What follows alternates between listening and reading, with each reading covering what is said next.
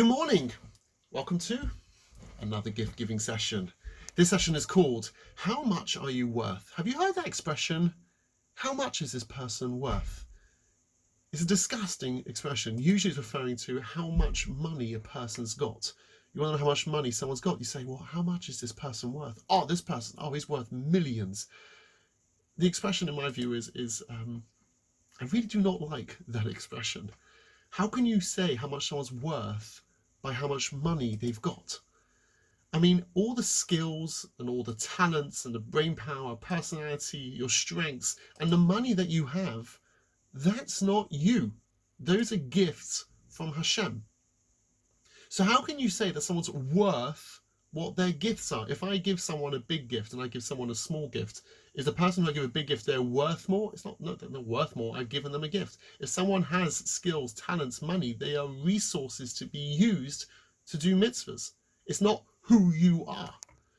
In fact, there's a famous story that Sir Moses Montefiore, he was a Jewish international diplomat and a philanthropist, and he was incredibly wealthy. And someone once said to him, he said, tell me, how much are you worth? And Moses Montefiore thought about it, and he said a figure. And the man said, what? That can't be. Doesn't make any sense. You must be worth way more than that. I don't understand it. You must have way more. Moses Montefiore said, you asked me how much am I worth. You didn't ask how much money do I have. You asked how much I'm worth. Do you know what I'm worth?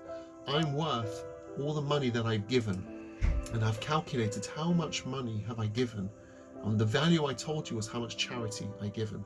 That is how much I'm worth. I want to tell you about a prime example of how much a person is worth.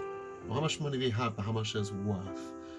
There is someone called Aaron Falstein, if I'm pronouncing him correctly, and his nickname is the Mensch of Malden Mills. Now, he is a businessman, he's a philanthropist, and he was the owner of a textile business called Malden Mills.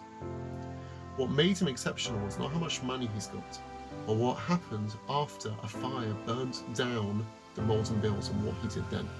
Let's watch this clip together. For years now, we've been hearing about corporate executives who made fortunes for themselves while driving their companies into bankruptcy, costing employees their jobs and sometimes their life savings.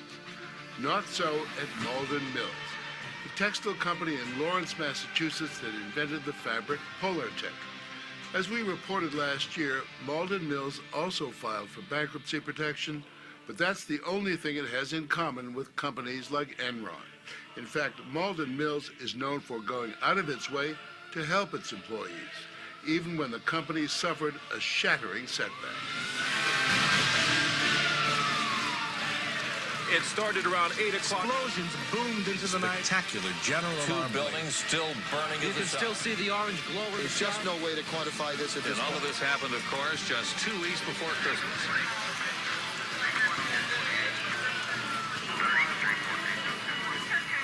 The fire that broke out at Malden Mills in the winter of '95 was the largest fire Massachusetts had seen for a century. No one was killed, but the town was devastated.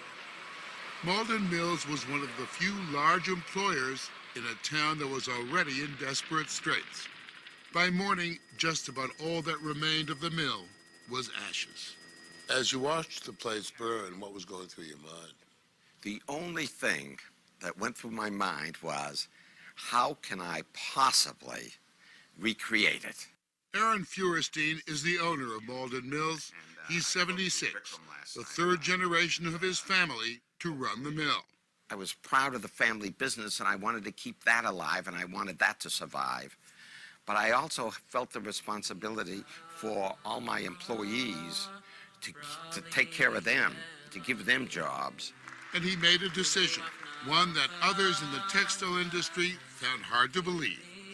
While the fire was still smoldering, Feuerstein decided to rebuild right there in Lawrence. Decided not to move south or overseas as much of the industry had done in search of cheap labor. And he made another shocking decision. for the next 30 days, all our employees will be paid their full salaries. A month later, he held another meeting. We will, once again, for at least 30 days more, pay all our employees. The mill was in ruins. You continued to pay your workers. That may be a great moral gesture, but is it a wise business decision? I think it was a wise business decision, but that isn't why I did it. I did it because it was the right thing to do.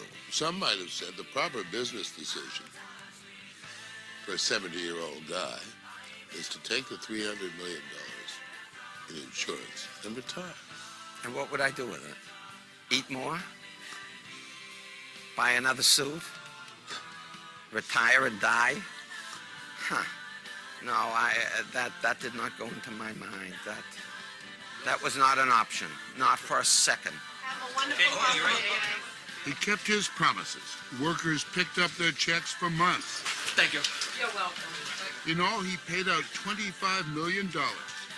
Aaron Feuerstein became known as the Mensch of Malden Mills, a businessman who seemed to care more about his workers than about his net worth.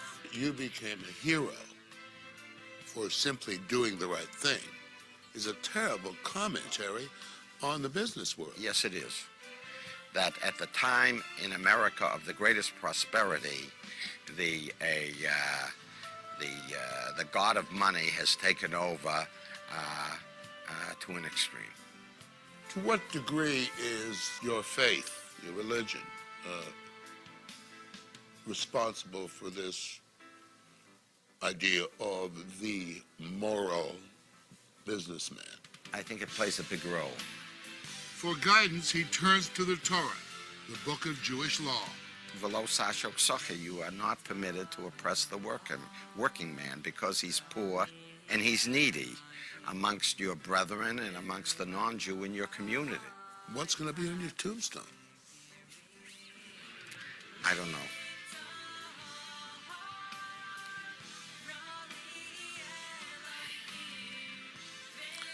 Hopefully it'll be done as damnedest, you know, that I don't give up and I try to do the right thing.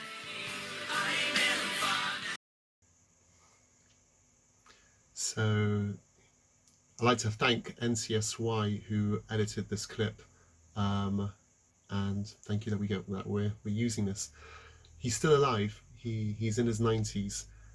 What's incredible that question there, some people would have said business sense, to take $300 million. To which he says, what do I want? Another suit?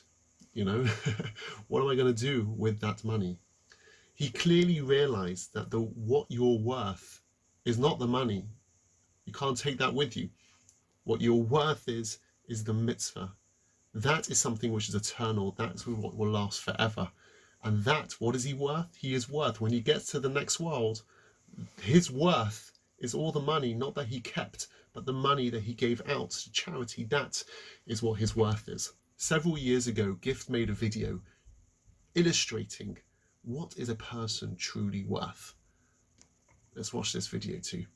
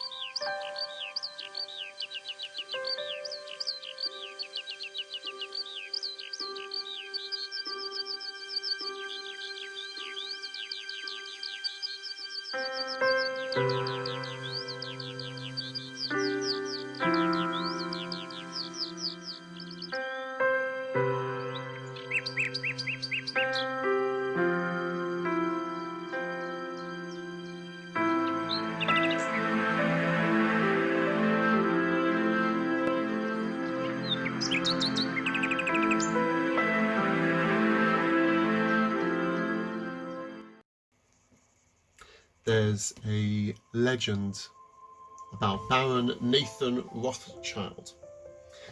So Rothschild was a Jewish British banker and incredibly wealthy.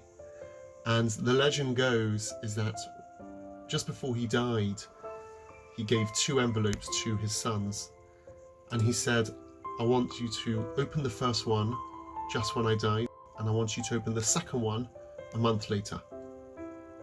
When he died, his children opened up the first letter, and the first letter said, please, when you bury me, please make sure you bury me with my socks on. I thought, what a weird request. Bury with a sock. Why should you bury our father with socks on? Anyway, that's what he asked. When it came to the funeral, they asked the Chevra Kadisha, those in charge of Jewish burial, and he said, can we please put socks on our father? And they said, no, you can't do that. And they said, no, but we have a request. Our father said, please, can we put the socks on? And the Burial Society said, no, that goes against Jewish law. You can't put socks on. He said, please, this is our last request. And they said, I'm sorry, we can't do that. And he said, but it must be some way. That we can't do that. Let's go ask the Rav. They asked the Rav, and the Rav said, no, you can't be buried with socks. And they went through the funeral, and they buried their father without the socks. And they felt so bad about this. He said, this is our last request, and we haven't been able to bury our father with the socks. A month later, they opened up the second letter. And the second letter said, by now, I realise I've been buried, and you obviously didn't manage to bury me with my socks on, because I know you're not allowed to. This is the message. The message is that it doesn't matter how fabulously wealthy I was during my lifetime. When you die, not even your socks can you take with you. There's nothing you can take with you. The only thing you can take with you when it comes to the next world, what your true value is what you've given away, the mitzvahs that you've done, not how much you've acquired for yourself, but how much you've given out. You never see, you go to a funeral, you never see a stone which says, in loving memory of someone, he loved eating burgers and chips. He loved burgers and chips so much. You don't see that ever written on a stone. You never see, here lies so-and-so, he was so wealthy. Or here lies someone, he supported Man United till the very end. Or whatever football team. Because those things are not important. It's not important. That's not how much you're worth. The real question is what would you want to be remembered for? He knew the lines of every episode of, he knew inside out every lyric to every song by irrelevant, totally irrelevant. What do you want to be remembered for? What would you want being written on your stone? The Rosh Hashiva of Aish HaTorah, of Noach Weinberg, he said, what are you prepared to die for? Now live it. What you're prepared to die for, what you want to be remembered for, live your life that way. Because that is what you truly are worth. Not what you're going to have now, but what you take with you to the next world, that is what you're worth. As this famous saying goes, which is named usually by Churchill, but it's a question whether it is. You make a living by what you get, but you make a life by what you actually give. Be great. Be a giver. All the best.